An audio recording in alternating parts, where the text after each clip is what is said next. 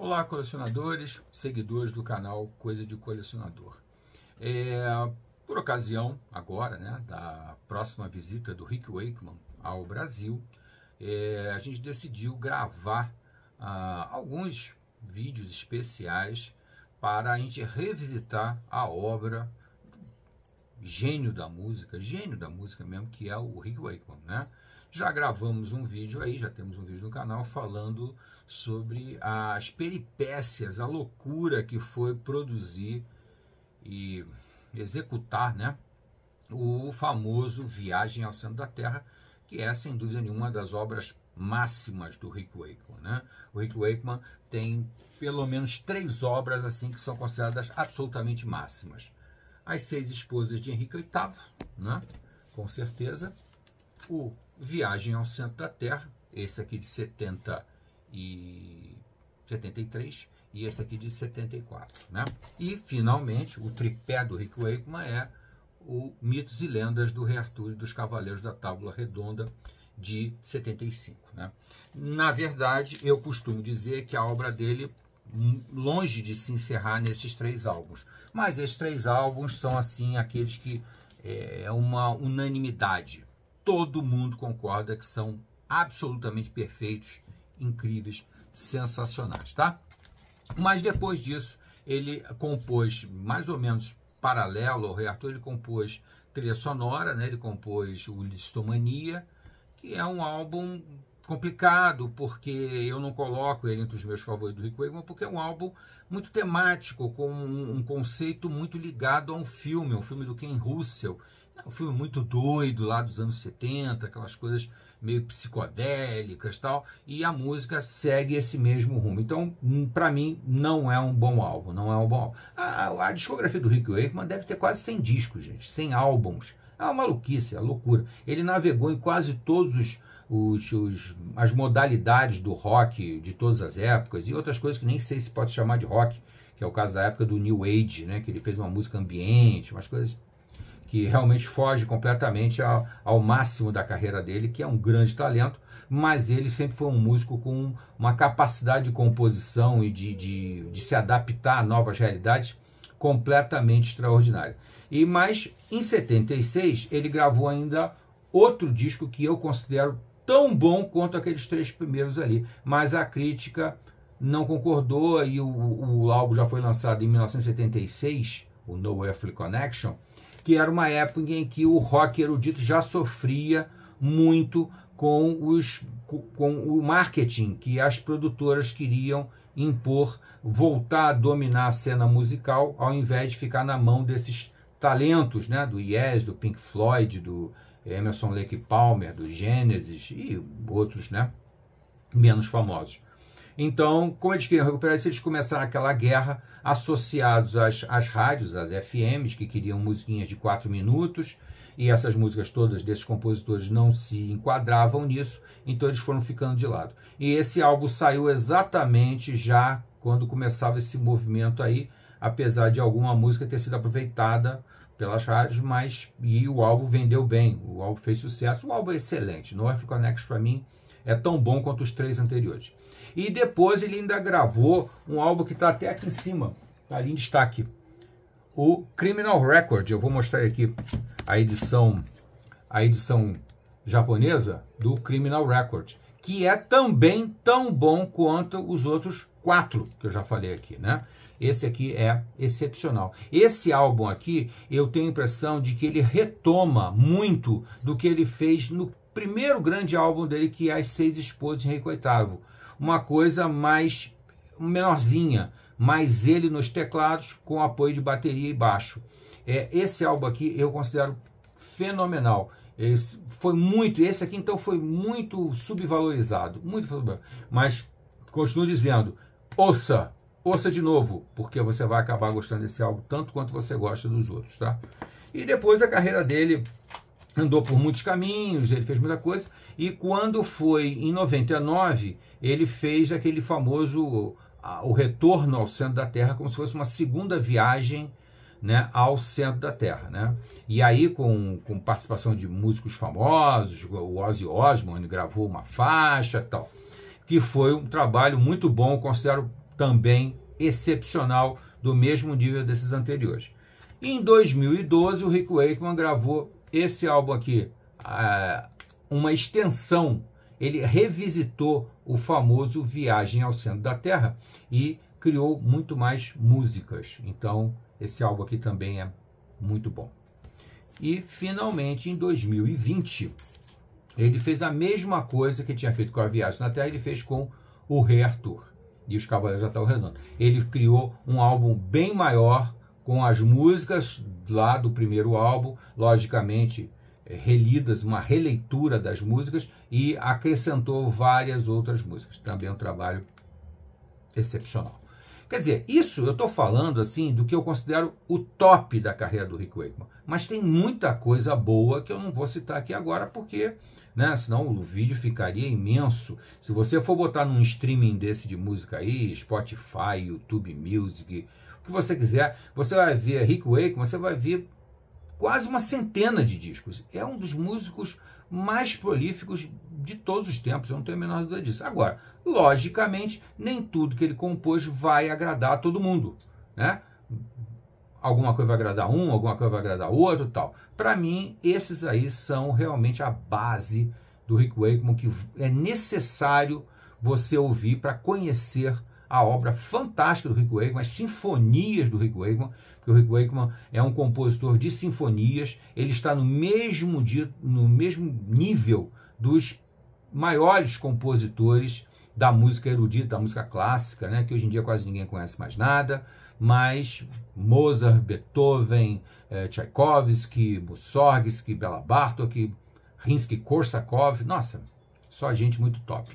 Até por tudo isso aqui, e pelos temas que o Rick Wakeman aborda, né? Porque o Rick Wakeman falou das 6 esposas do Henrique VIII. História, né, amigo? História pura. Na veia, como o pessoal fala, né? Viagem ao Centro da Terra, romance clássico do Júlio Verne, extraordinário, 1920, mais ou menos, tal. Depois as lendas e os mitos do Rei Arthur e dos Cavaleiros da Távola Redonda, pura erudição. Depois, no Earthly Connection, uma extensa pesquisa que ele fez sobre os fenômenos não explicados, né? O Triângulo das Bermudas, como é que é? Eram os deuses astronautas, falando sobre vida extraterrestre, e todos aqueles temas, as pirâmides, tudo aquilo que ele abordou naquele famoso No Earthly Connection, que é nenhuma conexão com a Terra. Pura erudição, muita pesquisa, muito estudo para compor aquele álbum. No seguinte, o que eu acabei de mostrar aqui, o Criminal Record, ele vai abordar os temas da justiça e alguns dos grandes crimes do mundo, alguns grandes criminosos do mundo, da história. Até que ele finaliza esse álbum aqui com uma peça que me arrepia até hoje quando eu ouço, que é Judas Iscariote. Eu nunca vi uma representação tão incrível de um grande vilão, né? Um grande vilão da história do mundo, né? Que é a figura de Judas Iscariote. Então o Rick Wakeman, gente, tem uma bagagem assim que não dá para controlar. Você ouvir, você querer ouvir mais, desde que, logicamente, você tenha a mente aberta, se você é novo, garotão, tal, gosta desse tipo de música que tocam hoje em dia aí, que eu acho lamentável, mas tenha a mente aberta e queira ouvir uma música de qualidade, uma música com grandes arranjos, com muita sonoridade, uma enxurrada de informações, uma música que realmente transporta você para uma viagem. Realmente, Rick Wakeman é fundamental para isso, tá? E agora aqui, nesse vídeo, eu quero falar um pouquinho sobre o momento dele quando quando decidiu produzir As 6 Esposas de Henrique VIII, que é o primeiro desses grandes álbuns dele. Eu vou mostrar aqui também as 2 edições que eu tenho japonesas. Essa aqui é só CD e essa daqui tem um DVD de áudio. Muito bom isso aqui. Tudo remasterizado, som excepcional. Ele tinha, quando ele se associou ao Yes, ele foi convidado pelo Chris Squire para participar do Yes e tal, e apesar, né, de ser muito diferente em personalidade, estilo de vida dos músicos do Yes, né? Isso aí eu conto num outro vídeo, que é uma história um pouco longa, mas é bem legal, ele teve que fazer um acordo entre as gravadoras, porque o Rick Wakeman era da AM Records e o Yes era da Atlantic. Então houve toda aquela discussão, aquelas reuniões, aquela coisa toda para decidir como é que seria esse acordo, porque logicamente a AM Records também não queria abrir mão simplesmente daquele talento que eles tinham na mão, apesar que o Rick Wakeman não tinha gravado nenhum disco ainda, solo, nenhum, tá? Nenhum disco, quer dizer, tinha o Piano Vibration, mas aquilo ali não foi nem dele, aquilo ali foi feito por outra pessoa e apenas aproveitou as músicas dele. Ele até nem recebe royalties por causa desse Piano Vibrations, tá? Vamos deixar isso aqui bem claro. Então o primeiro disco do Rick Wakeman é realmente As Seis Esposas de Henrique VIII.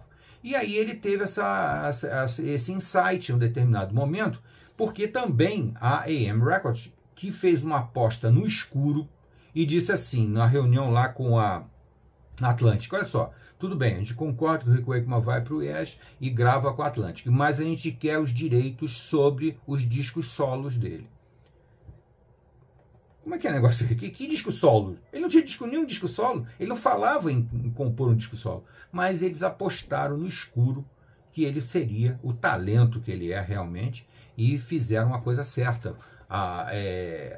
Mantiveram esse acordo. Logo depois, ele gravou o Fragile com Yes, em 1971, e depois o Close to the Edge, em 1972. E aí a cobrança da AM Records era grande para que ele fizesse um disco solo. E aí, nesse meio tempo, ele percebeu, né, descobriu lá a figura do Henrique VIII e achou interessantíssimo, até porque ele se identificou muito com a personalidade do Henrique VIII. Né? Henrique VIII era um governante, né, era o rei da Grã-Bretanha naquela época, da Inglaterra, e era um sujeito muito autoritário, muito prepotente, muito arrogante, gostava que tudo fosse do jeito dele, da forma dele, não admitia muita opinião de outros, e o Rick Wakeman, de certa forma, se identificou com ele, porque o Rick Wakeman também é um cara assim, extremamente exigente. Aí eu tenho que fazer um parênteses aqui que eu acho importante a gente colocar, que é o seguinte, quando você é uma pessoa que tem um talento excepcional, tem uma competência acima da média, você acaba necessariamente a se tornar uma pessoa muito exigente. Você quer que a coisa toda funcione da mesma maneira que você se dedica, que você veste aquela ideia, aquela camisa, né? E faz a coisa acontecer.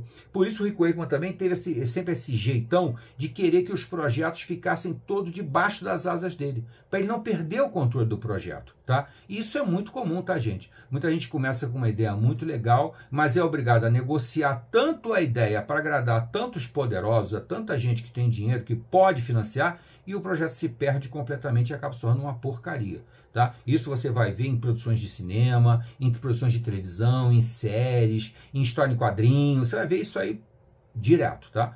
O Rick Wakeman conseguiu com muita força e porque ele tinha um talento muito reconhecido, todo mundo percebia o talento extraordinário dele e tinha que engolir muita coisa, e ele conseguiu manter, por exemplo, As Seis Esposas do jeito que ele queria. E depois, muito pior, foi executar o projeto, né, da Viagem ao Centro da Terra, gravado ao vivo, com orquestra, com coral, com a banda, com narrador.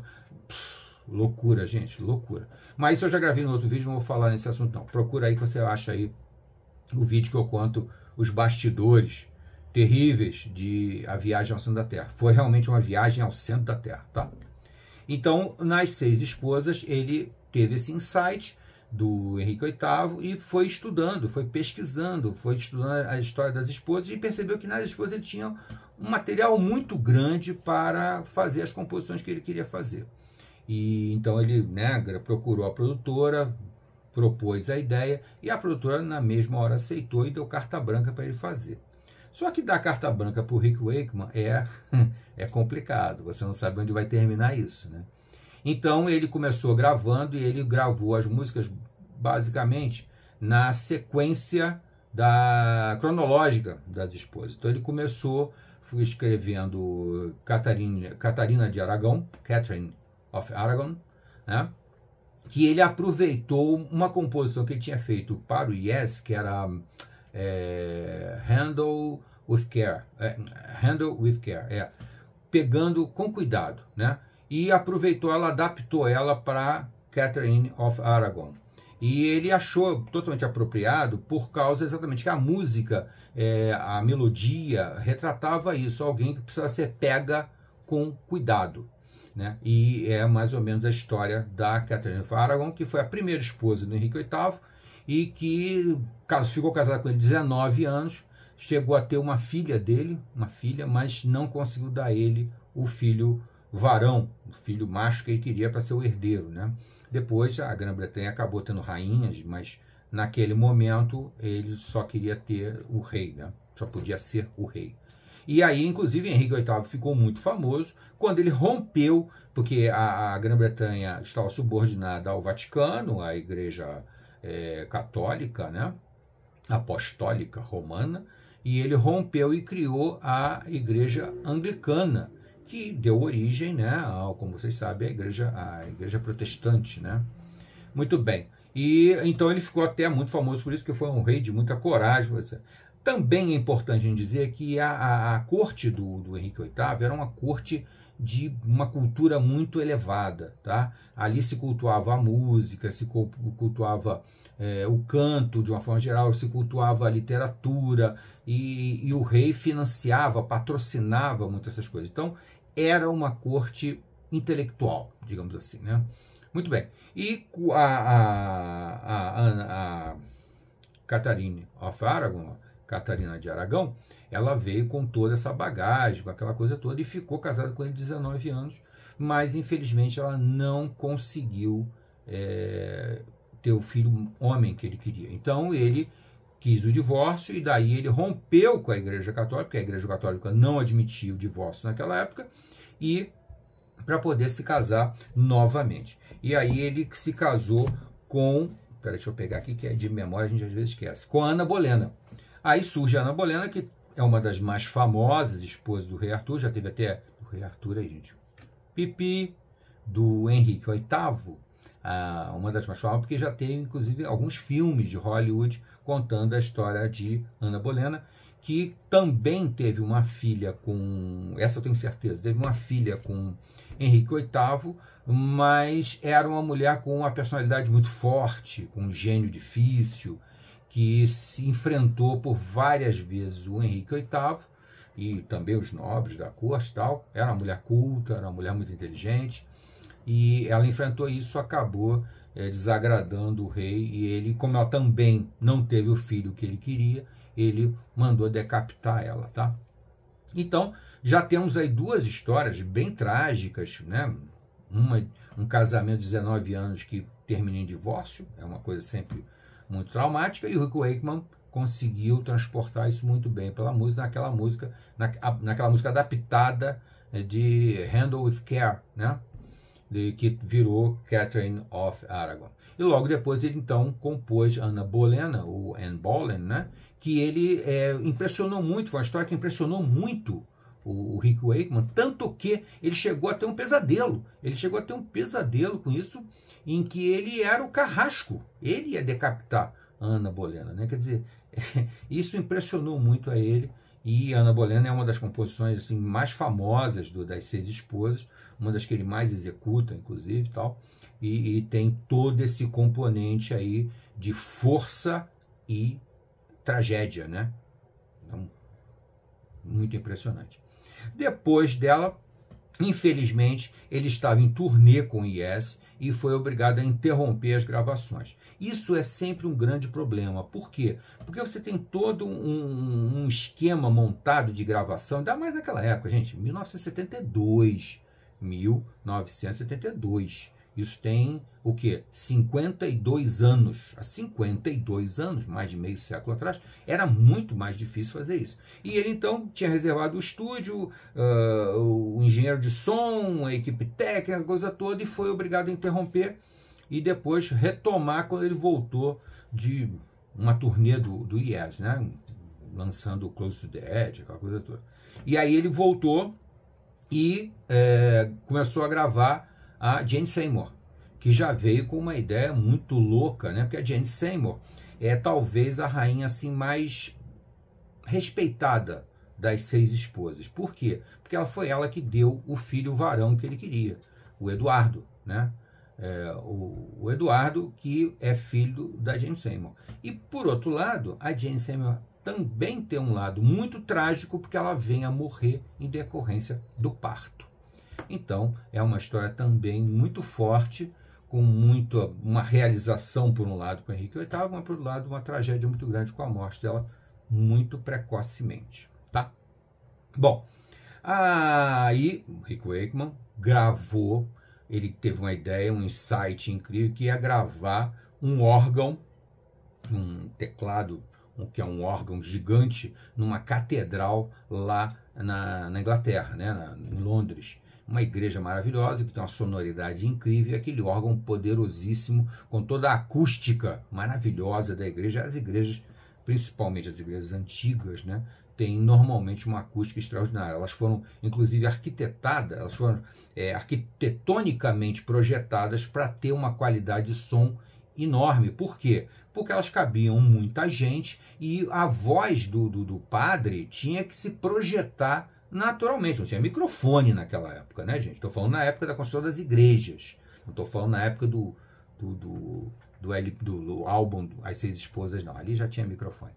Mas naquela época não tinha. Então, a acústica da igreja era extraordinária, porque ela tinha que propagar a voz do padre de uma maneira mais natural possível, para que os fiéis, mesmo no final, conseguissem ouvir a voz do padre pregando, né? Isso aí é uma coisa incrível. E agora você imagina o órgão que ficava nessa nave maravilhosa que era essas igrejas e a qualidade de som deles. Então o Rick Wakeman gravou um trecho, alguns trechos para Jane Seymour. E é realmente extraordinário, muito forte, muito impactante. Eu costumo sempre dizer a vocês, rock é para ouvir num bom volume, tá, gente? Não é para ouvir baixinho, não. Ouvir baixinho você não vai ouvir praticamente nada. Você vai ouvir a melodia. Mas se você perceber toda a sonoridade que o Rick Wakeman, com aqueles 10 teclados dele, né? Cadê a imagem aqui? A imagem aqui é bem legal, deixa eu mostrar aqui. Essa imagem aqui é exatamente essa faixinha aqui, tá me atrapalhando. Deixa eu puxar ela pra cá. Olha a quantidade de teclados que o Rick Wakeman tocava naquela época, 1972. É loucura, gente, loucura. E além disso aqui, ele ainda usou desses estratagemas, né, de usar um piano específico com uma sonoridade totalmente diferenciada num local específico, um piano que ele não podia nem comprar, né, não estava à venda, né? E nessa época ele já tinha grana, já estava bem, já estava uma situação financeira boa, porque já tocava com o Yes já ganhava bem pra caramba, então ele tinha. Então ele conseguiu essa sonoridade incrível para gravar Jane Seymour. Vou falar um detalhe para vocês aqui. No álbum, tá? No álbum original e nesses aqui também, a sequência das esposas não é a sequência cronológica. A sequência das faixas no CD, no LP, não é a sequência cronológica, tá? Porque algumas faixas são um pouco maiores, um pouco menores, e ele fez uma composição para colocar todas elas num LP, naquela época, né? 1972. Então a ordem não é cronológica, tá? Então a esposa seguinte é Anne of Cleves. Anne of Cleves, que veio depois da morte da Jane Seymour, que tinha dado filho para ele, né? Anne of Cleves, ela era a primeira esposa dele que não tinha uma bagagem cultural boa. Ela foi criada basicamente com prendas domésticas, tá? E isso daí já causou uma grande dificuldade para ela na corte do rei Arthur, que era uma corte meio intelectualizada, né? Todo mundo ali era cabeçudo, né? Todo mundo ali tinha alguma realização artística, grandes escultores, músicos e tudo mais, e ela ali se sentiu muito deslocada. Mas, além disso, tinha um outro problema. Ela não tinha uma boa aparência, ela não era bonita, tá? Isso aí desagradou ao rei gradualmente. E, paralelo a isso daí, ele conheceu a quinta esposa. Não há muito o que se falar de Anne of Cleves, exceto que ela foi traída. Ela foi traída pelo Henrique VIII, porque um ano antes deles se separarem, ele já estava com um caso com a Catherine Howard, que é a quinta esposa dele, que era uma garota nova, bonita, muito esperta, animada, né? Aquelas garotas que todo mundo acha que elas meio que brilham um pouco, né? Se destacam das outras, e ela era isso aí. A corte era apaixonada pela Catherine Howard, e o Henrique VIII mais ainda, vivia presenteando ela, mesmo antes de já de começar a ter um caso com ela, né?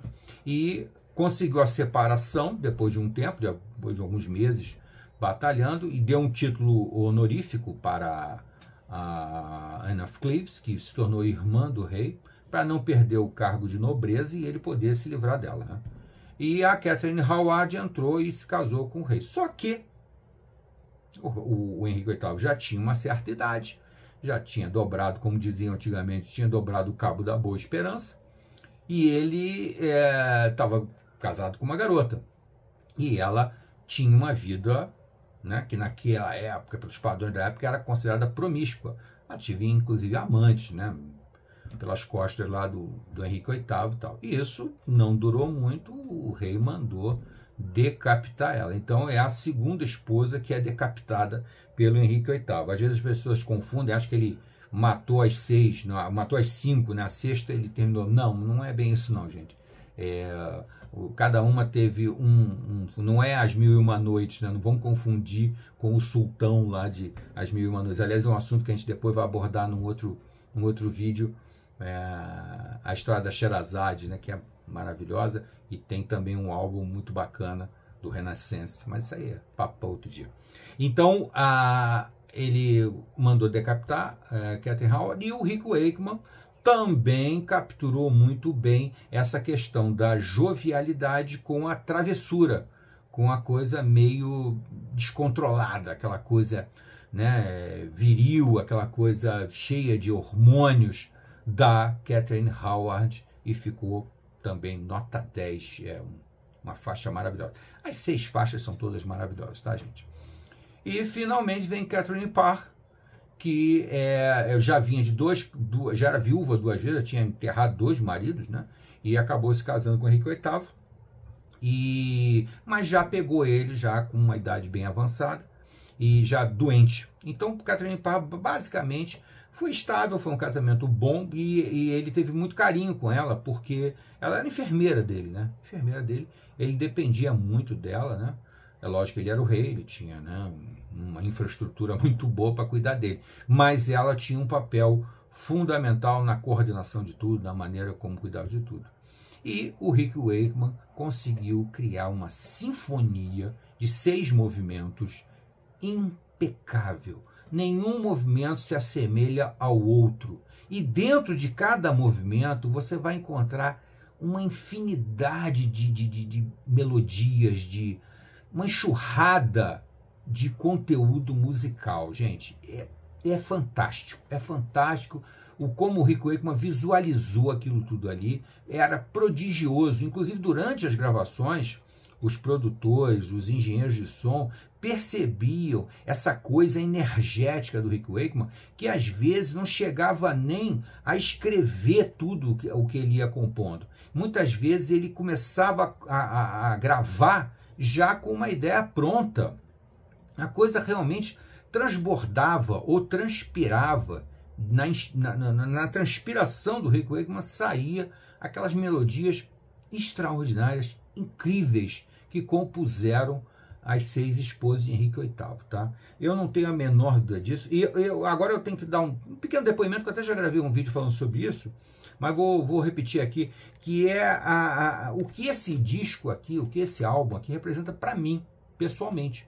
Por quê? Isso aqui foi o álbum que caiu do céu e eu ouvi e fiquei apaixonado por isso aqui. Eu disse, nossa, esse é o estilo de música que eu gosto, tá? É o estilo de música que eu mais gosto. Isso foi no Colégio Pedro II do Rio de Janeiro, né? Eu tinha 13 anos e eu tinha um professor de música que parecia aqueles maestros, sabe, de filme, de desenho animado, uma cabeleira branca gigante, muito maior que a minha aqui, o cabelo comprido, revolto, parece aquele maestro mesmo de desenho, né? de animação, e ele era um gênio. Ele levava para a gente conhecer todos os instrumentos, ele levou vários nas aulas, e levava um toca-disco pequenininho, portátil, que ele botava esses discos para a gente ouvir. Isso aqui eu ouvi em primeira mão, praticamente, né? Em 1973, e na mesma hora eu disse, nossa, isso aqui resume tudo que eu gosto. Isso aqui resume o que eu gosto. O que eu gostava na época de música? Eu não gostava de música popular, nunca gostei. Sempre achei ruim demais. Né? Aquelas músicas pop, também americana, também não achava uma chatice. Eu ouvia tal, porque estava na época, a gente ouvia mesmo as rádios tal, mas eu não gostava. O que eu gostava? Música clássica, que eu ouvia na Rádio MEC, do Rio de Janeiro, e gostava de trilha sonora. Uma coisa doida, eu gostava de trilha sonora, comercial de televisão, filme, eu já adorava aquilo ali. O Rick Wakeman resumiu tudo isso aqui. O clássico, o erudito e o moderno da trilha sonora. Isso aqui é muito trilha sonora, gente. É muito. Tanto que o Rick Wakeman compôs diversas trilhas sonoras durante toda a vida dele, né? Eu já citei aqui o Listomania, eu já citei aqui o White Rock, eu já citei, não citei, mas vou citar agora o Crimes de Paixão, né? Crimes of Passion, né? Crimes of Passion, todos eles são trilhas sonoras, e muitos outros, né? Viagens na Terra é uma trilha sonora do livro do Júlio Verne, é ou não é? O Rei Arthur, Mitos e Lendas do Rei Arthur e dos Cavaleiros da Távola Redonda, facilmente se transforma num filme, né? Eu, inclusive, li, eu adoro as lendas do Rei Arthur, e eu li ouvindo o Rick Wakeman. E foi incrível, incrível, como aquela música remete àquela época medieval, aquele estilo de música, mas isso também é papo para outro vídeo. Nós vamos gravar também falando obrigatoriamente, falando do Rei Arthur e os Cavaleiros da Távola Redonda, do Rick Wakeman. Mas eu queria falar que, basicamente, hoje era sobre As Seis Esposas de Henrique VIII, que foi o álbum que deu realmente o diploma para o Rick Wakeman de que ele poderia compor o que ele quisesse, porque tudo ficaria extraordinário. E ele não parou por aí, ele foi pegando cada vez desafios maiores. O próximo foi, no vídeo anterior, está aí no nosso canal, pode assistir, o Viagens na Terra, que foi demais, foi uma loucura para ele mesmo, tá? Então, gente, até a próxima.